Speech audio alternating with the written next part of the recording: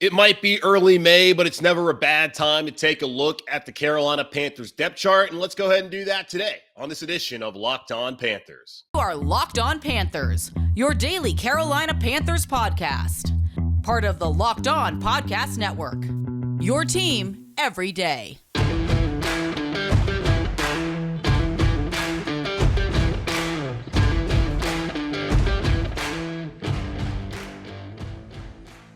Welcome into another edition of the Locked On Panthers podcast, a part of the Locked On Podcast Network. I'm your host, as always, Julian Council, talking Carolina Panthers with you every Monday through Friday, your team every day. That's what we do here on the Locked On Podcast Network. Make sure to watch the show and subscribe to the show over on YouTube. Also, check us out on all of the podcasting platforms out there, Apple Podcasts, Spotify, Google Podcasts, Odyssey, and Stitcher.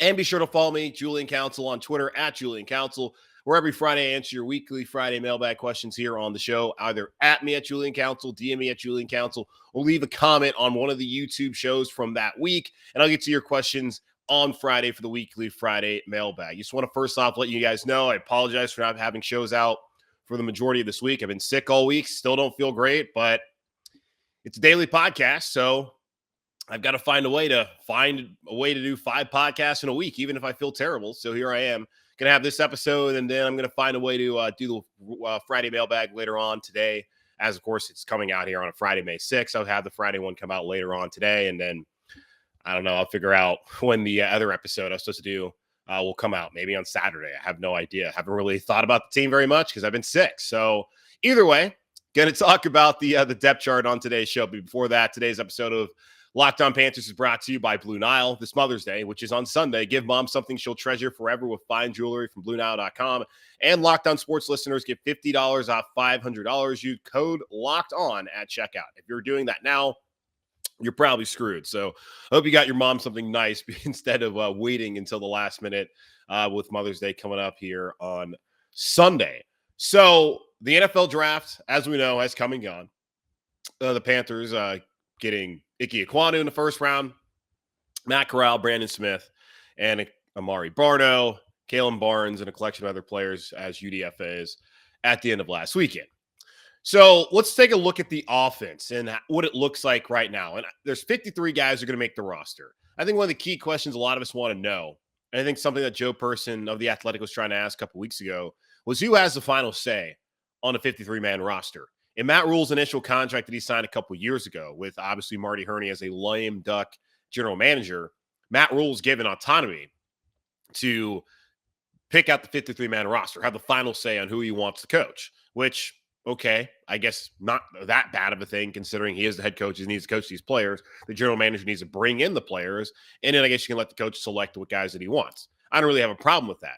But we have seen how things have gone the last 2 seasons where the Panthers went 5-11 and 5-12. Now you wonder, does Scott Fitterer have more control over the roster? And if you look at the last weekend, you would say that absolutely is the case. But Matt Rule also has influence, as Kalen Barnes, who goes in the 7th round, is a former Baylor player and probably wouldn't be here in Carolina long term or at all had Matt Rule not been the head coach. So we'll get into that a little bit later on in the show, the defense and their depth chart. Let's look at the offensive side of the ball. Of course, starting off a quarterback, there's 4 guys on the roster.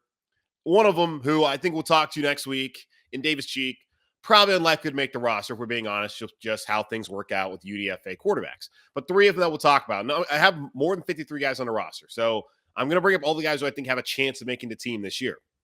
Looking at quarterback, got Sam Darnold, PJ Walker, and Matt Corral in that order right now. Sure, certainly Matt Corral could overtake PJ Walker and maybe Sam Darnold at some point this season. I look at it right now here in May that Sam Darnold will be the week 1 starter, and I expect him to start, if he stays healthy, all 17 games next season. Now, if he plays poor or gets injured, there might be an opportunity for Matt Corral to start next season, even if he's not ready, which a lot of y'all don't really care whether he's ready or not. You just want him to start because you don't want to see Sam Darnold anymore. And Matt Corral may not be the answer here in Carolina. We've already seen the way too early mock drafts.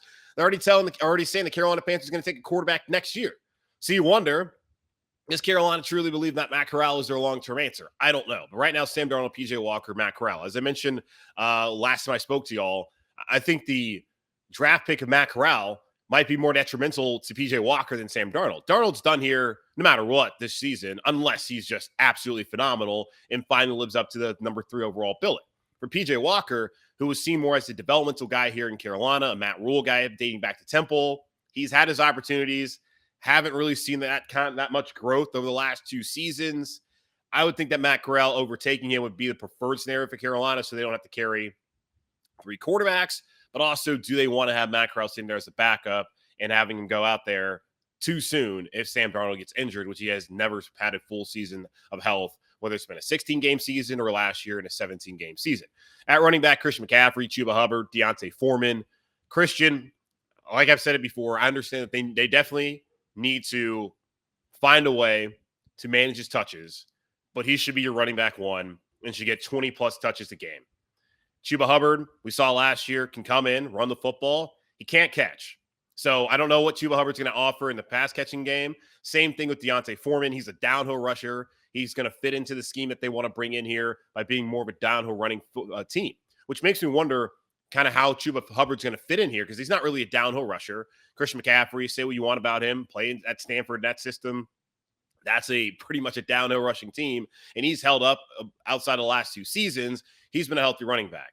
When he's healthy, that's the guy who should be touching the ball the majority of the time for the Carolina Panthers. Fullback, Giovanni Ricci, no further comment. At tight end, this is going to be one that's interesting to me. Last year, they kept 3, Ian Thomas, Tommy Trimble, Colin Thompson, and Stephen Sullivan was on the practice squad. Currently, all 4 of those guys are here. Now, they did get one other UDFA. I don't spend too much time on UDFAs because typically those guys don't make the roster. As we've seen in the last couple of years, I don't think one has made the roster since Matt Rule has been here. Their draft picks have made the roster, which is a good thing. That was not always the case with the former general manager, Marty Herney, and with Dave Gettleman, but they have made it the last 2 years with Matt Rule in charge as a head coach. Thomas can make the roster, obviously. Tommy Trim will make the roster. I would expect Colin Thompson, and then maybe in the multiple tight end sets that they're going to run this year, that might allow Stephen Sullivan to make the roster or give Richie, who converted from tight end to fullback, an opportunity to also play tight end a little bit next season. We will see. At wide receiver, DJ Moore, Robbie Anderson, that's not with a Y, that's with an I-E, and Terrace Marshall, your top 3 receivers. Behind them, Rashard Higgins, Brandon Zylstra, CJ Saunders, and Shi Smith. Still don't know what's going to happen with Shi Smith legally with the drug and gun charges they picked up in South Carolina and Union County down there. We'll find out later on whether he'll still be a part of this roster. Right now, I'll include him, but until that gets figured out, we have no idea what his future is. Zylstra continues to be a special teams ace, actually contributed some things offensively last year, so I'd imagine that he'll still be on the roster. The hope is that the Panthers aren't in a situation where they're starting a game with DJ Moore, Robbie Anderson, and Brandon Zylstra as their 3rd wide receiver. Hopefully, Terrace Marshall can be healthy this year and step up and be that wide receiver 3 that they need. Same thing with Rashard Higgins, who has played well in that role back in Cleveland, playing with Baker Mayfield the last couple of years. Hopefully, he can add something to the Carolina Panthers in terms of depth at wide receiver. And then with Saunders, they tried him out last year as a kick returner. I don't think he'll make the roster, but I'll put him out on the list as someone as a special teams guy that could potentially have an opportunity to make the 53-man roster, although he's likely to be a practice squad guy who gets elevated 1 or 2 times this upcoming season. But not a ton of depth at wide receiver. And that's one of the positions I don't think we spend a lot of time talking about. We love DJ Moore. I think as a collective, everyone is a big fan of DJ Moore, believes in what he can do as a wide receiver in this league, one of the most underrated players in this league.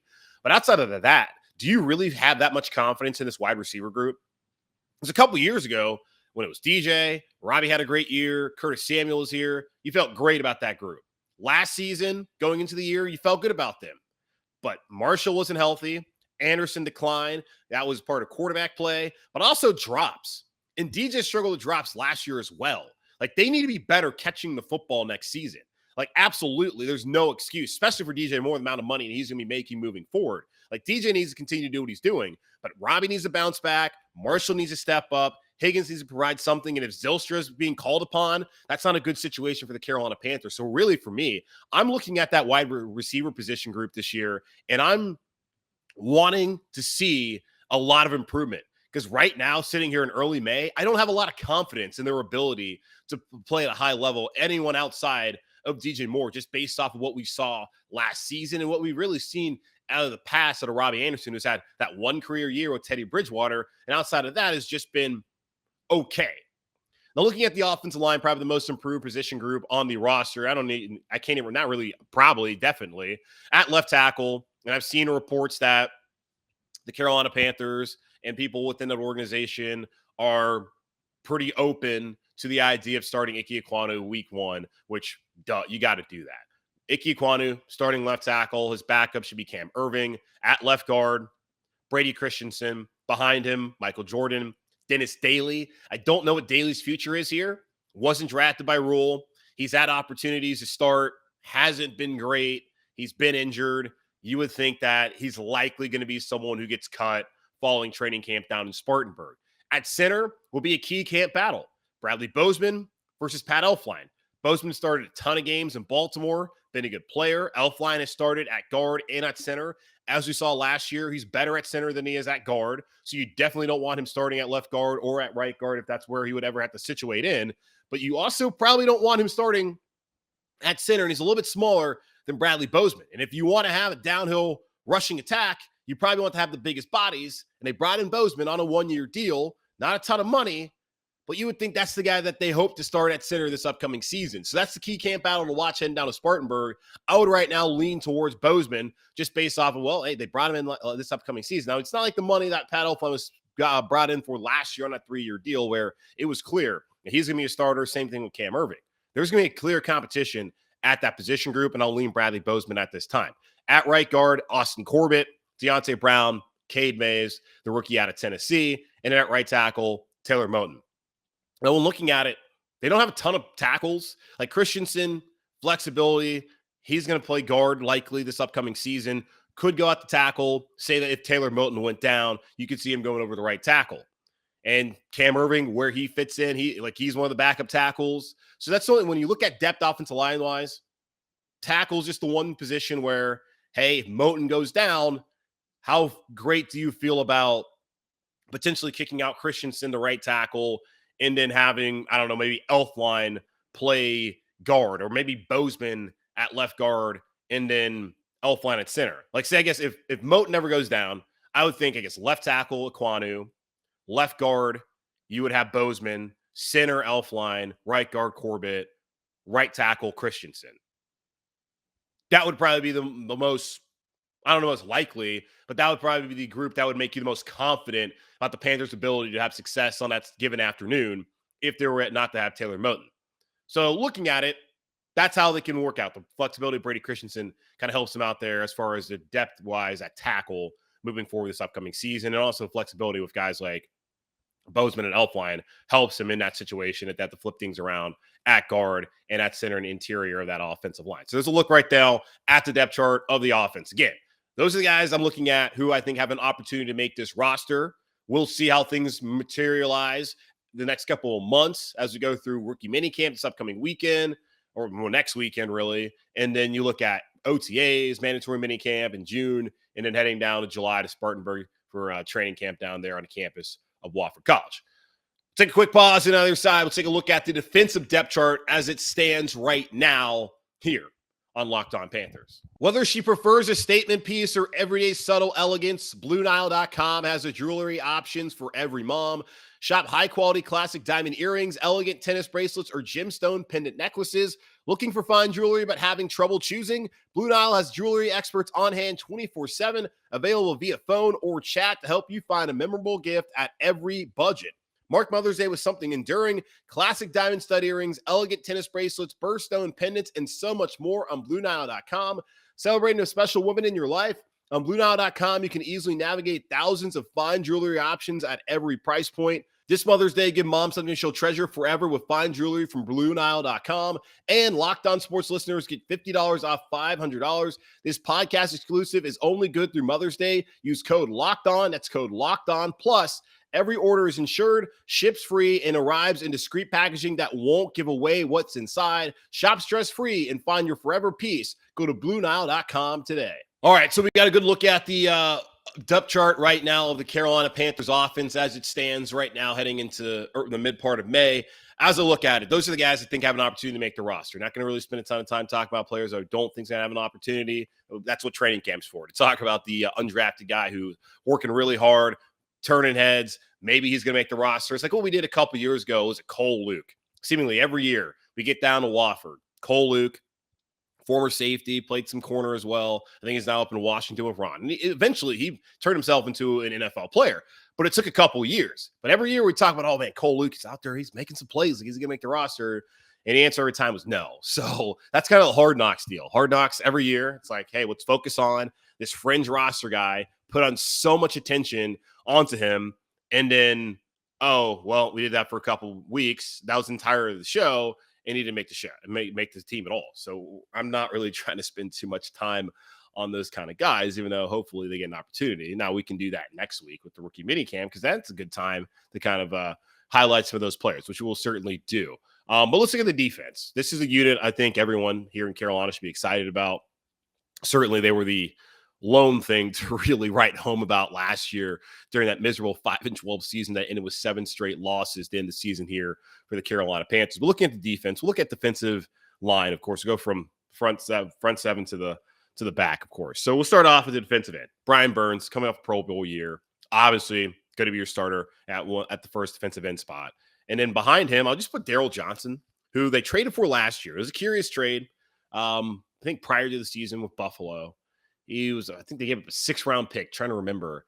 And he came in here, was supposed to be a special teams guy, didn't really contribute anything defensively. You do wonder, as they looked at him as a kind of a developmental piece, can Daryl Johnson add something to this Panthers roster this upcoming season? Because here's one of the things, like we look at it with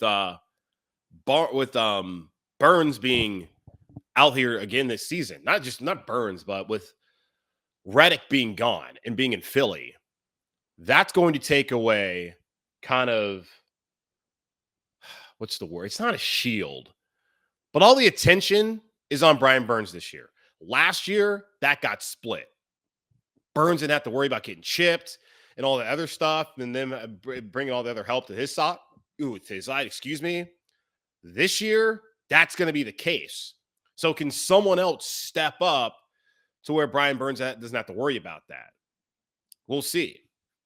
Now, on the other side of the other defensive end, Yetur Gross-Matos, they got rid of Morgan Fox so that he could have our opportunity to start this year. I thought he was coming on strong last year, had the 2.5 sacks in Buffalo, then gets COVID, and that's the season. I think Gross-Matos has an opportunity to finally break out this year. If he can finally stay healthy, continue to work on his body, I think this guy's primed for a great year, which could help Brian Burns on the other side of the ball. And then Marquise Haynes comes back. They have him listed as defensive end. You could also list him as an outside linebacker if you wanted to. Either way, he's back this upcoming season. Situationally, he's at 7 sacks the last 2 years. So 3 1 year, 4 the other. He's someone who could absolutely help this team also from an edge rushing perspective. Defensive tackle, Matt Ioannidis. We talk about getting some pressure from the interior. Haven't gotten that the last couple seasons. With KK Short being injured, Derek Brown really not being that guy, and then the other fill-ins like Daquan Jones, more of a run stopper, Zach Kerr, same case. Those guys just aren't pass rushers from the interior. Matt Ioannidis, you can put him at 3 technique, which is on the outside shoulder of that guard, and you can have him rush that way. That is something that the Panthers have needed. And he's done it in Washington. He's had 7.5 sacks before, 8.5 sacks in a season. The dude's been a monster. He dealt with injuries through the COVID year. And last year, his production took a serious dip. Was a surprise cut this past offseason in Washington. Now back here, a former Temple guy, but a Temple guy like Reddick, who's at least had success in this league.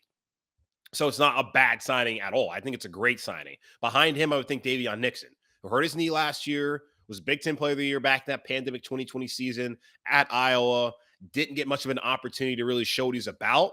But like Ioannidis, someone who can line up in that 3 technique on the outside shoulder of that guard and can get after the passer and provide some of that rush. And you think about when they play a team like Tampa, like Tom Brady, not a great athlete, as we all know. I mean, of course, he's going to go down as one of the greatest athletes of all time just because of what he's done in football. But physically, he's not a great athlete. If you can keep him in that, if he stays in that pocket and you can get pressure there, get in his face, That's how you can beat them. And if Carolina wants to find a way to win a division this year, which I don't think is a discussion that we really should be having, but if some way it works out that way where Darnold plays well, it finally clicks for him, the wide receivers step up, the offense looks great with the offensive line, defensively, I think they're ready to go. Now, if you want to beat Tampa Bay, which they have not come close to doing at all the last 2 seasons, the last 2 seasons, that's the way to do it. So you need to get that pressure from them. Now, as far as the other defensive tackle spot, Derek Brown, massive year for him. It's not just because, hey, it's your 3rd year, but it's contract-wise, they have to pick up the 5th-year option next year. Whether they're going to do it or not, we don't know. There allegedly teams came in asking to trade a first for Derek Brown. Panthers said no. I don't know how real that is or not. Either way, he needs to step up. 7th overall pick, hasn't shown nearly enough the last 2 seasons, was benched later on last season before getting his starting job back. It's put up or shut up now or never, really, for Derek Brown. Now, I know it seems early, but year 3 for a first-round draft pick is a vital year for them to show what they can do. Bravion Roy behind him. Phil Hoskins, a 7th-round pick out of Kentucky from last year, also there. At outside linebacker, Frankie Luva's going to get the first opportunity to start there, as has been mentioned multiple times by Scott Fitter, the general manager of the team, and by Matt Rule, the head coach. They both believe that Frankie Luvu can start. Now, is he going to replace Hassan Reddick by getting double-digit sacks? I highly doubt it. If he does, what an incredible signing that would have been to just get him last year and think that he's more of a special teams piece. Not thinking he's going to add anything to the defense, but a special teams guy, to someone who added something defensively by getting a couple sacks, had the block punt that was returned for a touchdown, still lost the game either way, making impact plays in very little snaps. And that kind of efficiency, we usually talk about efficiency looking at sports like basketball, but to be able to have that kind of impact in that little snaps, now you add more to him, you wonder what Frankie Luvu can do this upcoming season. So we'll see. I'll also say behind him, I guess Brandon Smith, the rookie out of Penn State, who says he sees himself more as an edge rusher. We'll see where they line him up once they actually get to OTAs, mandatory minicamp. Also, Amari Barno, the draft pick out of Virginia Tech. He's definitely an edge rusher. We'll see how they think of what they think of him, whether they want him lining up as a defensive end or on outside linebacker. Either way, those 2 guys will obviously be on the roster this upcoming season in an edge rushing capacity. Now, at linebacker, and this is kind of outside linebacker, edge rusher, the Panthers, they have options. They got one great option, and the rest, we'll see. They're going to try and do it as a collective. Now, as far as just the interior linebacker, weak side line, whatever you want to look at it, that's not a great situation for Carolina. You got Shaq Thompson, you believe it. But outside of that, you got Julian Stanford, Azur Kamara, Corey Littleton, who's had success back in the past, but hasn't been great the last 2 years with the Raiders, Kamal Martin, and then Damian Wilson, who, like Shai Smith, has a legal issue. No idea if he's even going to play a single snap as a Carolina Panther. So right now, let's take Wilson out of that. You're looking at Shaq Thompson and probably Corey Littleton starting, which is not a bad combination. But like last year and the year before that, there is no depth. I like the signing of the draft pick of Smith, but when I heard him say that he views himself more as an outside linebacker, then I was kind of like, well, damn, we don't need an edge rusher. What we need is an everyday linebacker, every down linebacker, which you got in Shaq Thompson. And maybe what Corey Littleton could be, but they've also, there's been talk from Phil Snow, the defensive coordinator, that Corey Littleton could be someone that they use on the edge as well. So for the Carolina Panthers right now, 3 straight seasons, the linebacker position isn't in great shape. Like wide receiver, I have my concerns there, but we obviously know DJ is a given. We've seen Robbie do it before. Higgins can play. Zylstra, he stepped up when needed. And there's a lot of potential for Marshall. At linebacker, you know Shaq can get it done. When he gets hurt like last year, they're screwed. You don't trust Stanford. You don't trust Kamara. You have no idea if Wilson's ever going to play. Martin, no thanks. And then Littleton, probably past his prime. Linebacker is a massive concern for me when you look at this roster. The defense is really good. But to have a hole that large at that important position, to be able to clean up the mistakes in front of them and also playing coverage, that's a little disappointing on just looking at like Scott Fitter and what he's done to build this team, that as you look at it right now, like, hey, the Wilson thing, he didn't see that coming. Now, there was a past behavior that maybe would make you think that, hey, let's not get this guy. But still, he thought he added 2 veterans and they would be good. That may still be the case. But right now, until things get worked out legally, it does not feel like it is the case. All right, looking at the secondary now. At corner, of course, 2 starters going to be Dante Jackson, J.C. Horn. And then I would say starting at nickel in the slot would probably be Miles Hartsfield. Maybe C.J. Henderson might get an opportunity there. Not quite sure right now. But either way, Henderson will be a backup. Then I would say Keith Taylor. Then after that, I don't know how it's going to work out with how many guys they want to keep there in that secondary this upcoming season. Because the depth last year was great, where you had Dante, JC, AJ Bouye, and then, of course, at some point in time, later on in the season, well, I guess they never did have Stephon Gilmore with all of them, but the depth was good. You have proven commodities. This year, you got Dante, who's proven that he's going to be a good corner. He's not a number 1 guy. And then JC Horn, who's played 2.5 games. He looked great, but still, he's only played 2.5 games. And you have no idea.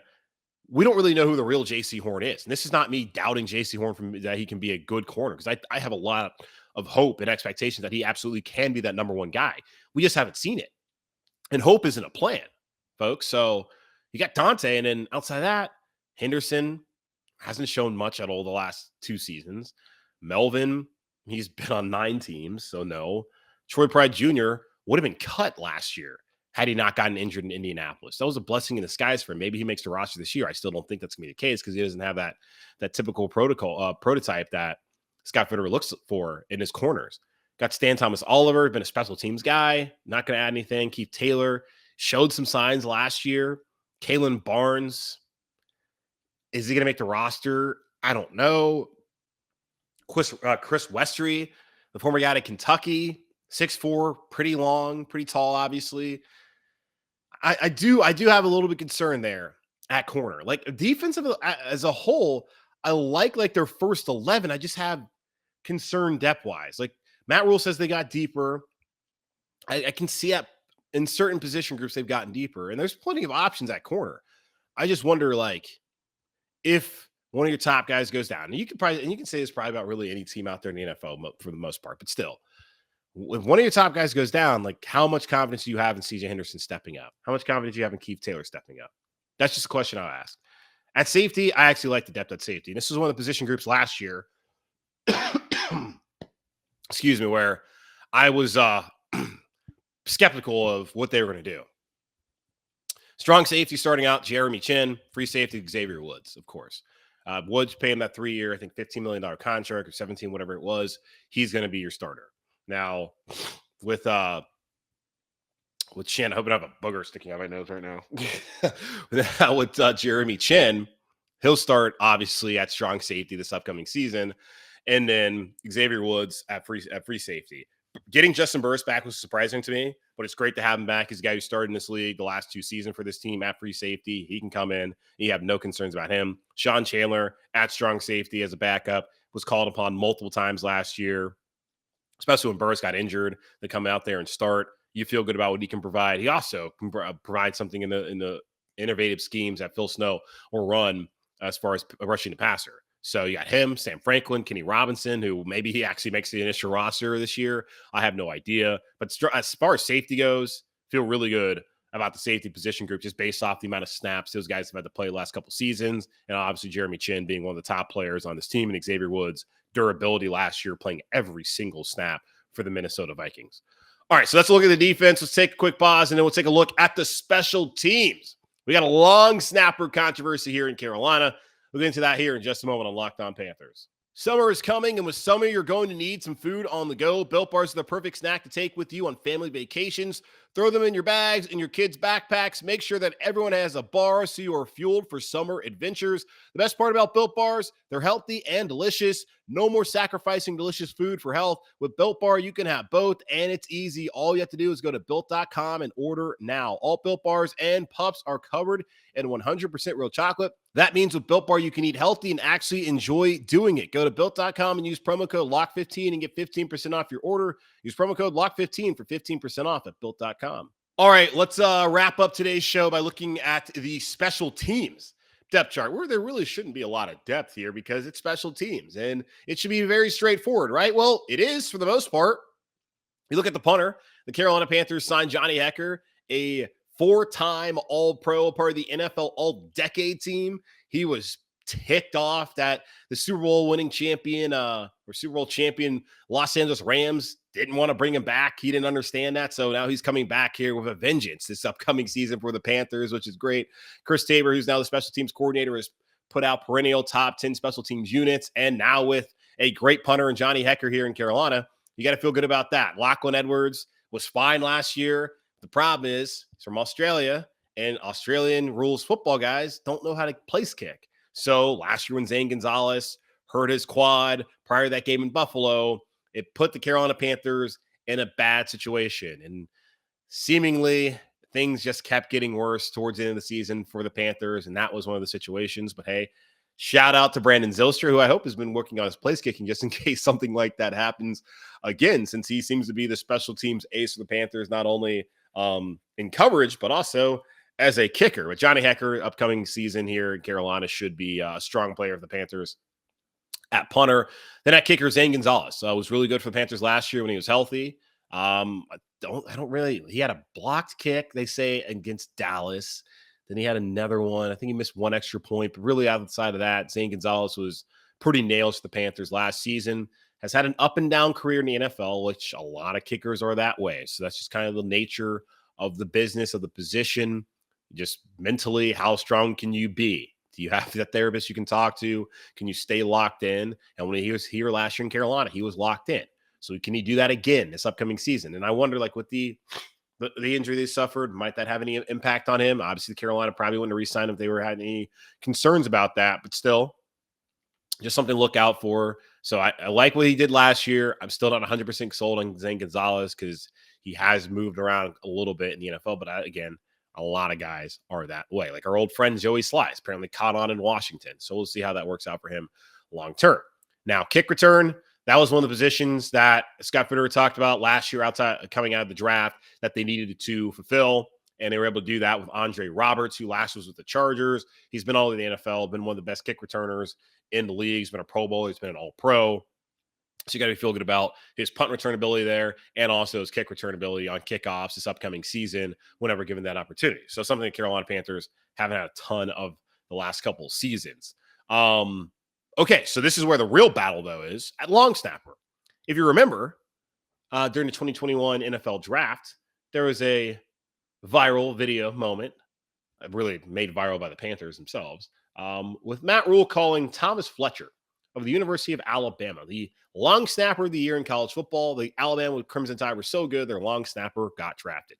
Calling him, letting him know, hey, man, you coming to Charlotte? He's like, I don't know. I'm just still trying to see what my other options are. He's like, no. We're drafting you here. And Thomas Fletcher was as shocked as everyone else was that the Carolina Panthers were drafting a long snapper in the 6th round. I understand that, hell, you had 11 draft picks. Why not? But still, it's the 6th round. Players have been found there. The greatest player of all time was a 6th round draft pick. But the Panthers said, bleep it. Let's take a long snapper.